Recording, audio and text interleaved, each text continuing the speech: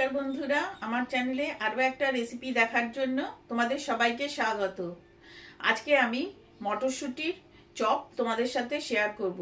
মটরশুঁটির কচুরি, মটরশুঁটির হালুয়া অনেক খেয়েছো, কিন্তু একবার আমার মতো করে এইভাবে মটরশুঁটির চপ বানিয়ে খেয়ে দেখো। এর ভেতরে আমি একটা স্পেশাল মশলা ব্যবহার করেছি, আর বানানোও একদম সহজ। এই শীত চলে যাওয়ার আগে অবশ্যই একবার বাড়িতে বানিয়ে দেখো, আর বাড়িতে বানালে এটা কেমন খেতে হয়েছিল সেটা অনেকে আমাকে জানাতে ভুলো না। পুরো রেসিপিটা শেষ পর্যন্ত দেখার অনুরোধ রইল।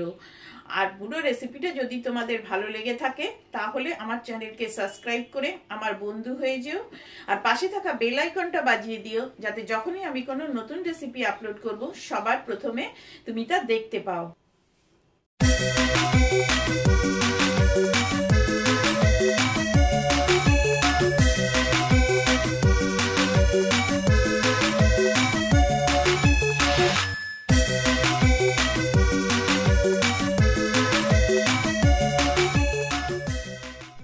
তাহলে চলো শুরু করি। মটরশুঁটির চপ বানাতে কী কী লাগবে প্রথমেই দেখো, আমি এরকম এক বাটি মটরশুঁটি নিয়েছি। মটরশুঁটিগুলো ভালো করে ধুয়ে জল ঝরিয়ে নিয়েছি, যেন মটরশুঁটিতে কোনো জল না থাকে। এবার এরকম একটা মিক্সিং জার নিয়ে এর ভেতরে সমস্ত মটরশুঁটিগুলো দিয়ে দিলাম। দিয়ে এবারে এখানে 3টে কাঁচা লঙ্কা দিচ্ছি। ঝালটা তোমরা তোমাদের পছন্দ মতো দেবে, বাচ্চারা খেলে একটু কম ঝাল দিতে পারো।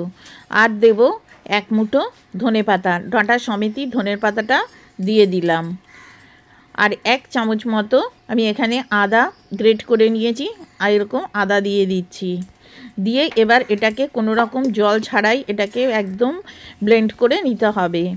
দেখো ঠিক এরকম ব্লেন্ড হবে, একদম স্মুথ একটা ব্লেন্ড আমি করে নিয়েছি। একটুখানি হাতে নিয়ে তোমাদের দেখিয়ে দিচ্ছি, ঠিক এরকম হবে। দেখো এবার এটাকে একটা সাইডে রেখে দিলাম। দিয়ে এবার একটা স্পেশাল মশলা বানিয়ে নেব। এখানে 2টো শুকনো লঙ্কা, 1 দারচিনি, জিরে, ধনে আর মৌরি, আর একটুখানি লবঙ্গ, 3টে এলাচ, আর এটা হচ্ছে কেন দেখো স্টার যে ফয়ানিস আছে সেটার একটা ফুল, আর একটুখানি দেখো নাটমেগের টুকরো নিয়েছি, এগুলোর গন্ধ খুব বেশি, আর 1/2 টিস্পুন মতো গোলমরিচ দিয়ে এবারে মিডিয়াম হিটে এগুলোকে একটু ভেজে নিতে হবে। খুব একটু কালার চেঞ্জ করার দরকার নেই, একটুখানি মচমচে হলেই হবে। আর এই মশলাটা তোমরা যে কোনো নিরামিষ রান্না বা চাটনিতে ব্যবহার করতে পারবে। দেখো ঠিক এরকম একটু লাল লাল হয়ে গেছে। এবার এটাকে নামিয়ে আমি ঠান্ডা করে গুঁড়ো করে নেব। এবারে এর ভেতরে আমি 1 চামচ মতো সাদা তেল দিয়ে দিচ্ছি। তেল খুব একটা বেশি দিতে হবে না। দিয়ে কড়াইয়ের চারপাশে ঠিক এরকম ঘুরিয়ে সমানভাবে ছড়িয়ে নেবে। তেলটা একটু গরম হয়ে গেলে যে বেটে রেখেছি মটরশুঁটিগুলো সেগুলো এর ভেতরে দিয়ে দিচ্ছি। একবার এইভাবে বানিয়ে মটরশুঁটির চপ খেয়ে দেখো, অসাধারণ লাগে। এবারে গ্যাসের ফ্লেমটা মিডিয়ামে রেখে মটরশুঁটির ভেতরে যে জল আছে সেটাকে সম্পূর্ণ শুকিয়ে নেব। দেখো কীরকম কড়াইয়ে লেগে যাচ্ছে, জলটা শুকিয়ে গেলে কড়াই থেকে কিন্তু ঠিক এরকমভাবে ছেড়ে আসবে। এটা 2 থেকে 3 মিনিট মতো অনবরত এরকম নেড়েচেড়ে জলটা শুকিয়ে নিয়েছি। দেখো জলটা কিন্তু এবারে একদম শুকিয়ে গেছে এবং ঝরঝরে হয়ে গেছে। এবারে এর ভেতরে আমি একটা বড় সাইজের আলু এরকম গ্রেট করে রেখেছি, সেই আলুটা দিয়ে দিলাম। দিয়ে এবারেও আলুটাকে খুব ভালো করে এটার সাথে মিশিয়ে আরেকটুখানি ভেজে নিতে হবে। দেখো আলুটা দেওয়ার ফলে আলুর যে ময়েশ্চার আছে সেটা থেকেও কিন্তু এটা একটুখানি জল ছাড়বে। তোমরা এই সমস্ত রেসিপিগুলো আমার ফেসবুক পেজ আছে বাঙালি রান্নাঘর এবং ফান কুকিং উইথ বন্যা, সেখানে গেলেও কিন্তু দেখতে পাবে। দেখো 2 থেকে 3 মিনিট ভেজে নিয়েছি, একদম কিন্তু ড্রাই হয়ে গেছে।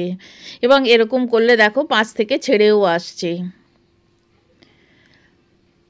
এবারে এখানে আমি একটা বাদাম, আমি এটা কিন্তু ভাজা বাদাম গুঁড়ো একটুখানি কেটে রেখেছি, সেটা দিয়ে দিলাম। আর এখানে ফ্রেশ পাউরুটি আমি একটু গুঁড়ো করে নিয়েছি, সেখান থেকে 2 চামচ মতো দিয়ে দিচ্ছি। আর এটা হচ্ছে গন্ধরাজ লেবুর যে জেস্ট আছে সেটা দিয়ে দিচ্ছি।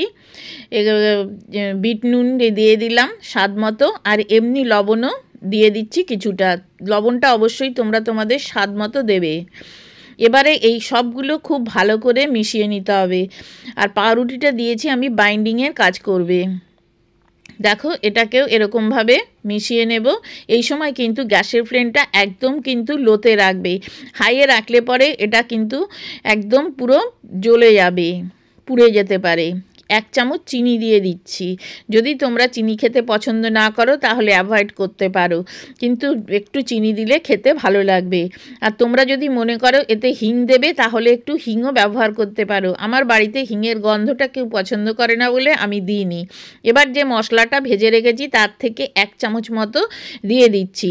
এখন কিন্তু আমি গ্যাসের ফ্লেমটা বন্ধ করে রেখেছি।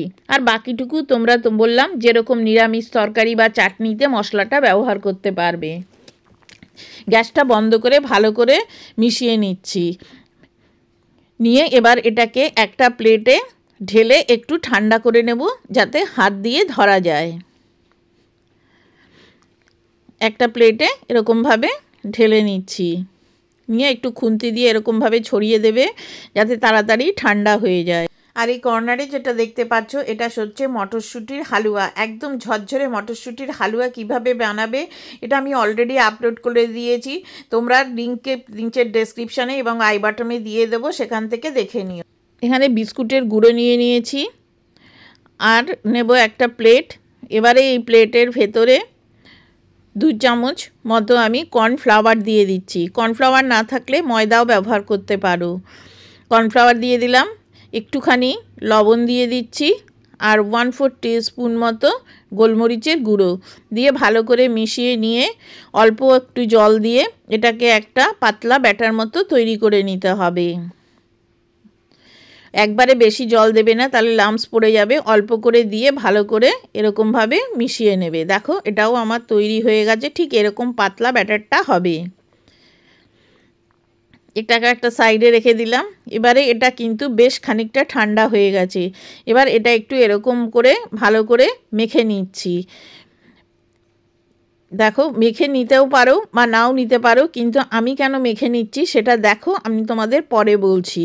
দেখো এরকমভাবে ঠিক সবগুলো এক জায়গায় করে মেখে নিয়ে এটাকে এরকম একটা রোলের মতো বানিয়ে নিচ্ছি। দেখো ঠিক এরকম একটা বানিয়ে নিলাম হাত দিয়ে চেপে চেপে। এবারে একটা ছুরি দিয়ে এটাকে এরকমভাবে কাটছি যাতে সমস্ত চপগুলো সমানভাবে তৈরি হয়। হাত দিয়ে একটু একটু করে নিলে কোনোটা বড় হয় কোনোটা ছোট হয়, সেই জন্য এরকমভাবে আমি করি যাতে সবগুলো চপ একদম সমান মাপের এবং সমান সাইজের তৈরি হয়। এবার হাত দিয়ে চেপে একটুখানি গোলাকার শেপ করে নিচ্ছি। তোমরা চেষ্টা করলে রেক্ট্যাঙ্গেল শেপেও কিন্তু এটাকে বানাতে পারো। দেখো সবগুলো প্রথমে এরকমভাবে বানিয়ে নেবে। তোমরা কোথা থেকে আমার এই রেসিপিটা দেখছো তা অবশ্যই কিন্তু আমাকে কমেন্ট করে জানিও, যাতে আমি তোমাকে থ্যাংক ইউ বলতে পারি। দেখো সবগুলো বানানো হয়ে গেছে। এবারে এই ব্যাটারটা অনেকটা বসে গেছে। এবার যখন ইউজ করবে তখন এটাকে একটুখানি নাড়িয়ে নেবে, নিয়ে একটা চপ নিয়ে এর ভেতর দিয়ে দেবে, দিয়ে এপিট ওপিট করে এই ব্যাটারটা লাগিয়ে নেবে।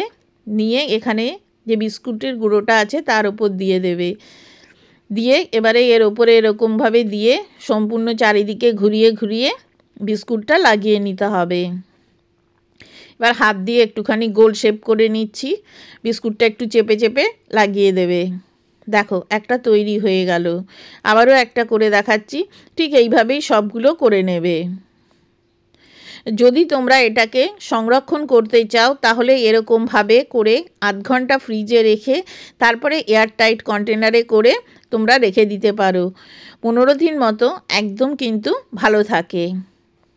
দেখো সবগুলো করে নিয়েছি, নিয়ে এবারে আমি এখানে ডাবল কোটিং করে দিচ্ছি যাতে বেশি মুচমুচে খেতে হয়। আবারও একটুখানি এরকমভাবে দিয়ে দেবে। যদি তোমরা সিঙ্গেল কোটিং করো তাহলেও কিন্তু হবে। দেখো ঠিক এইভাবে আমি ডাবল কোটিং করে নিয়েছি। এবারে এখানে তেল আমি গরম করে নিয়েছি। আমি এটাকে শ্যালো ফ্রাই করছি, তোমরা ডিপ ফ্রাইও করতে পারো।